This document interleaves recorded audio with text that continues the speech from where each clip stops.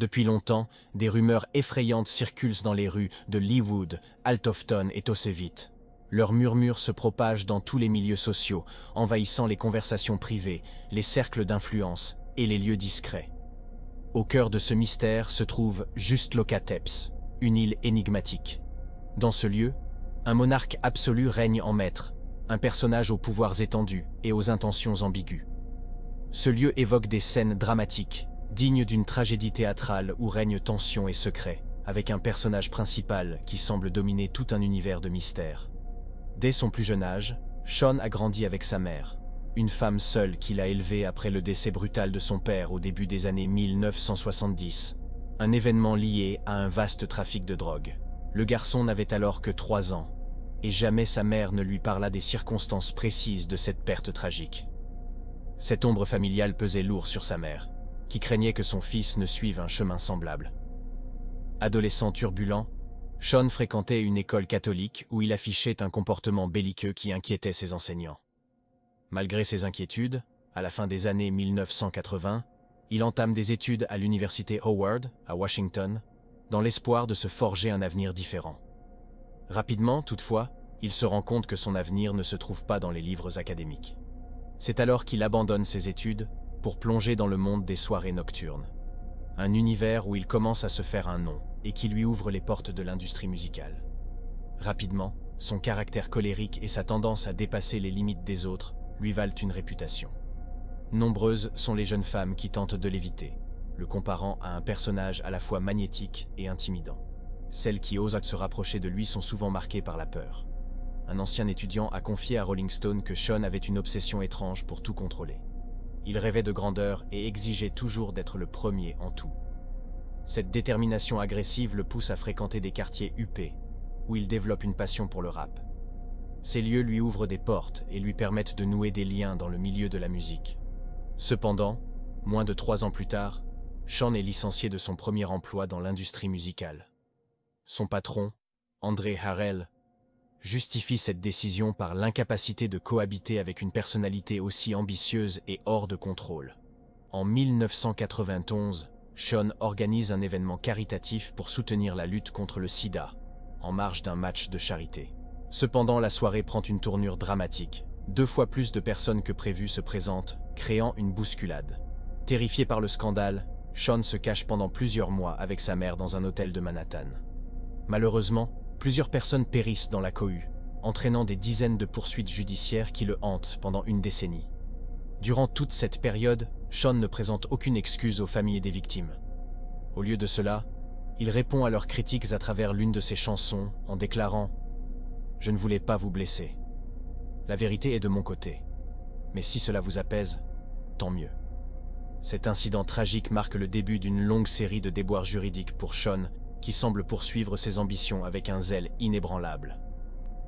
Après son licenciement de Uptown Records en 1993, il décide de fonder son propre label, Bad Boy Records. Il emmène avec lui un talent prometteur, Biggie, avec lequel il avait déjà collaboré. Avec la création de ce label, Sean se fixe un objectif précis, obtenir un contrôle total sur ses artistes et pour s'accaparer la majorité des bénéfices issus de leurs projets. Il rédige des contrats si astucieusement que les artistes, bien qu'ils puissent ressentir une certaine injustice, se retrouvent sans moyen de se défendre. Le label gagne rapidement en notoriété et les signatures prestigieuses s'enchaînent. La collaboration avec Biggie s'avère particulièrement fructueuse. Le premier album de l'artiste atteint le triple disque de platine dès sa sortie. Aujourd'hui encore, Billboard reconnaît Biggie comme l'un des rappeurs les plus influents de l'histoire. Sean y voit l'accomplissement de son rêve. Non seulement faire de ses artistes des stars mondiales, mais aussi imposer le hip-hop comme un style dominant. Peu importe le temps nécessaire pour y parvenir, sa détermination ne faiblit pas. Malgré les années qui passent, Sean demeure une figure imprévisible au tempérament explosif. Des témoignages révèlent comment il aurait violemment attaqué une collaboratrice dans les bureaux de son label, ses collègues ayant à peine réussi à le maîtriser. Une autre employée relate un incident dans les années 1990. Sean l'aurait agressée dans un parking, la forçant à s'agenouiller tout en proférant des menaces terrifiantes. Ce n'était qu'un des nombreux cas de comportement abusif de Sean à l'égard de son entourage. Au fil des années, La renommée de Bad Boy Records ne cesse de croître, tandis que les comportements déviants de Sean sont systématiquement passés sous silence. Les employés restent silencieux, soit par loyauté aveugle, soit en minimisant les incidents comme des cas isolés. Quoi qu'il en soit, Sean se retrouve en position de faire ce qu'il veut, sans craindre les répercussions. Ce label devient pour lui bien plus qu'une entreprise. C'est son plus grand bonheur, l'œuvre de sa vie, et il s'y investit corps et âme. Inlassablement, Sean fait la promotion de ses artistes, supervise leurs nouveaux projets et apparaît dans leurs clips vidéo. Durant cette période mouvementée, une rivalité explosive se développe entre les côtes Est et Ouest des États-Unis. Biggie, star de Bad Boy Records, et Tupac, sous le label concurrent Death Row Records, se lancent dans une guerre artistique qui dégénère rapidement. En 1994, Tupac accuse ouvertement Sean et Biggie de l'avoir attaqué dans un studio d'enregistrement à New York. Pour Sean, protéger son image et celle de son label devient une priorité absolue, éclipsant toute autre considération morale. L'année suivante, en 1995, Tupac intensifie les attaques en lançant des morceaux provocateurs qui ciblent Sean et ses artistes. À travers chaque chanson, les rappeurs s'échangent insultes et accusations. Sean est même soupçonné d'avoir été impliqué dans un incident où un proche de Death Row Records aurait été blessé lors d'une fête. Dans cette lutte acharnée pour la suprématie du hip-hop, il semble que Sean soit prêt à tout pour asseoir son pouvoir et son influence. Les succès fulgurants des artistes de Sean sous son label sont indéniables, mais cette quête de gloire semble également être accompagnée de sombres conséquences. Le 7 septembre 1996, Tupac est visé dans une attaque par balle alors qu'il se trouve dans une voiture à Las Vegas. Grièvement blessé, il succombe à ses blessures quelques jours plus tard. Bien que des rumeurs circulent sur une possible implication de Sean, aucune preuve directe ne le relie officiellement au meurtre. Des théories complotistes émergent, certaines affirmant que Sean aurait offert une récompense d'1 million de dollars pour l'élimination de Tupac et de Suge Knight, le patron de Death Row Records. Un documentaire intitulé Deadly Rap relance ces accusations, citant le témoignage d'un homme qui affirme que Sean aurait commandité le meurtre.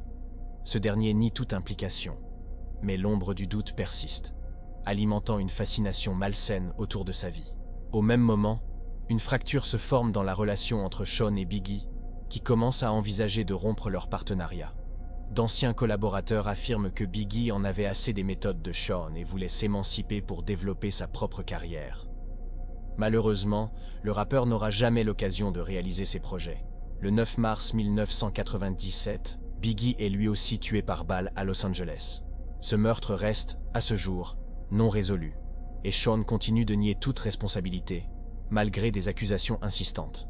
La mort de Biggie marque un tournant dans la carrière de Sean, qui tire parti de la tragédie pour renforcer son empire musical. Plutôt que de prendre le temps de faire le deuil de son ami, Sean pousse son équipe à exploiter le succès posthume de Biggie. Quelques mois seulement après l'assassinat de Biggie, Sean lance un album hommage qui cartonne immédiatement dans les classements. Certains y voient une manœuvre cynique pour capitaliser sur le chagrin des fans. Au fil des années, les rumeurs autour des méthodes de Sean s'intensifient. On raconte qu'il entretient des relations tendues avec ses collaborateurs, certains d'entre eux dénonçant même son comportement tyrannique.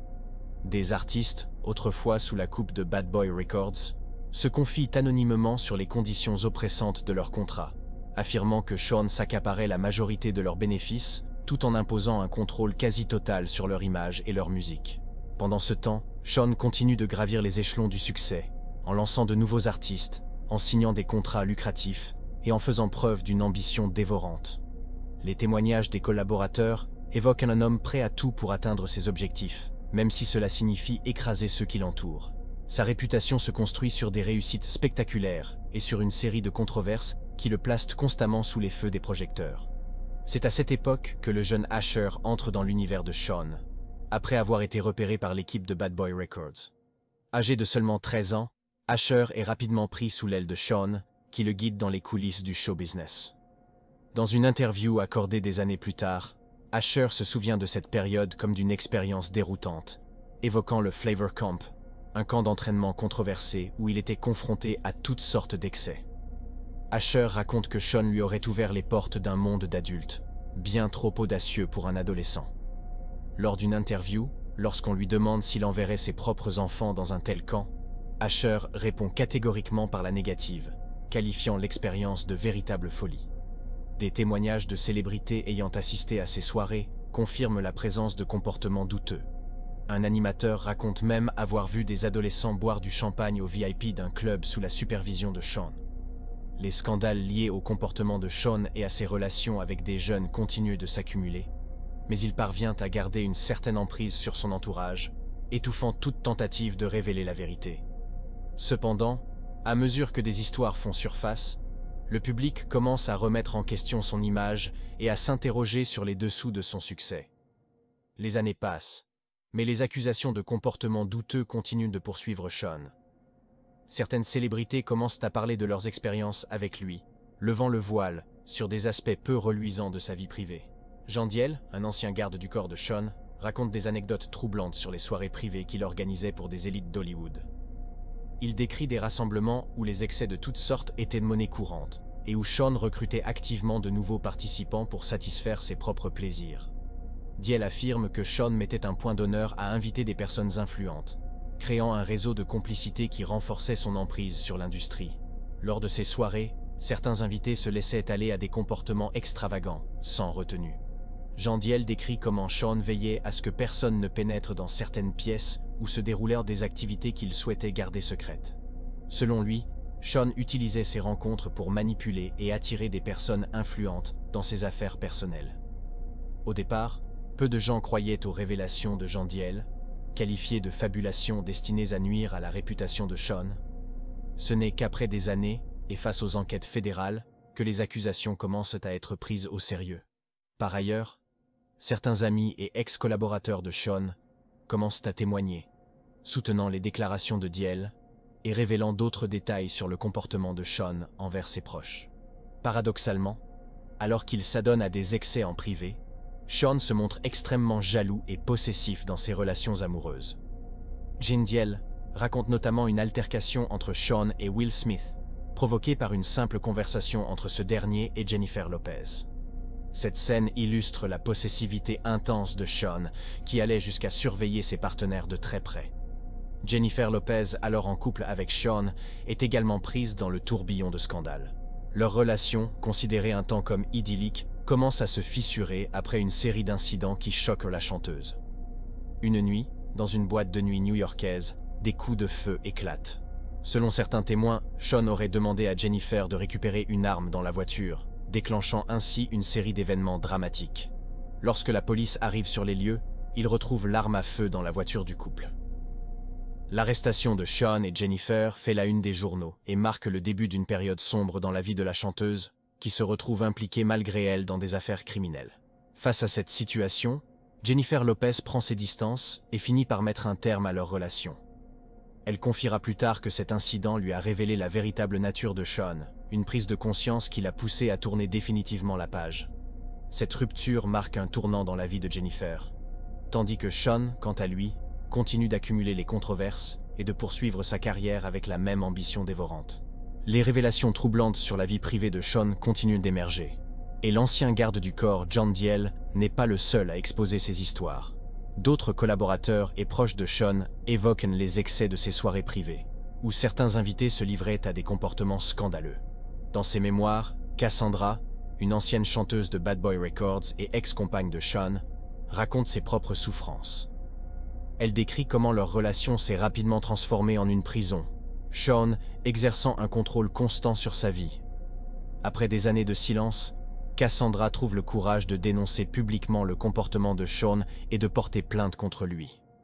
Les représentants de Sean réfutent ces accusations, qualifiant ses propos de diffamatoires, et affirmant qu'elle aurait tenté de faire chanter le producteur pour obtenir de l'argent.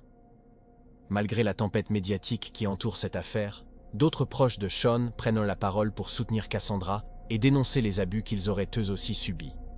Les récits concordent pour dépeindre un homme manipulateur, n'hésitant pas à user de sa puissance financière pour étouffer toute tentative de révéler la vérité. Au fil des ans, Sean a su tisser un réseau d'influence, constitué de proches complices et de collaborateurs, instaurant autour de lui une véritable loi du silence. Ce système lui a vraisemblablement permis d'agir en toute impunité, même face à des accusations graves. Au fur et à mesure que les témoignages affluent, la réputation de Sean s'effondre. des documents judiciaires viennent confirmer les récits de ses victimes, dépeignant une image inquiétante des coulisses de l'empire qu'il a bâti. De multiples procès sont intentés, et les médias s'emparent de chaque détail. Pour beaucoup, la chute de Sean semble inévitable. Les accusations portées contre Sean incluent des charges graves, comme des pressions psychologiques, des manipulations émotionnelles et même des actes de chantage. Les victimes, encouragées par les révélations publiques, s'unissent et décident de se battre ensemble pour obtenir justice. Face à l'ampleur des témoignages, les avocats de Sean tentent de minimiser l'impact de ces accusations. Mais le public commence à réaliser l'ampleur des abus et du système mis en place. Sean, autrefois considéré comme un pionnier de la musique et un visionnaire, devient une figure controversée et clivante. La prise de conscience collective autour de ces actions marque un changement dans l'industrie, où les voix de ceux qui ont été réduits au silence trouvent enfin un écho. Les efforts pour dévoiler la vérité inspirent d'autres victimes à ne pas rester dans l'ombre. Ce scandale met en lumière les dérives d'un monde où pouvoir et argent permettent souvent d'échapper à la justice. La situation de Sean devient un exemple frappant des abus que l'impunité peut engendrer. D'anciens collaborateurs évoquent également le rôle d'autres célébrités qui, complices ou silencieuses, auraient permis à Sean de continuer ses agissements. Des personnalités influentes comme Jay-Z, autrefois proche de Sean, sont également mentionnées dans certaines accusations. Bien que les allégations contre ses complices restent floues, des questions persistent quant à leur possible implication dans les excès de Sean. Ce réseau d'influence et de protection qui entoure Sean montre à quel point certains comportements inacceptables sont tolérés au sein de l'industrie. Malgré tout, cette série de révélations offre une lueur d'espoir. Elle montre que, même face aux personnalités les plus puissantes, la vérité peut finir par éclater. Cette affaire incite à repenser les dynamiques de pouvoir et à encourager une transparence accrue pour protéger les plus vulnérables dans le milieu artistique. L'affaire Sean Combs dépasse le simple cas d'une célébrité controversée. Elle soulève des questions fondamentales sur la responsabilité, la justice et le devoir de protection au sein de l'industrie musicale. Les témoignages de ces victimes, bien qu'ils aient mis du temps à émerger, sont aujourd'hui des symboles de courage. Ils montrent que même les figures les plus puissantes peuvent être tenues responsables de leurs actions, malgré leur emprise sur leur entourage. Cette histoire est aussi un rappel de l'importance de l'écoute, du soutien et de la solidarité envers ceux qui osent dénoncer les abus. Les victimes de Sean ont ouvert la voie à un changement dans les mentalités et renforcent l'idée que le silence n'est plus une option. Leur courage inspire de nombreux autres à refuser l'intimidation et à dénoncer les comportements destructeurs. Enfin, cette affaire montre qu'il est possible de bâtir un monde où chacun se sent en sécurité et respecté, indépendamment de son statut ou de son influence.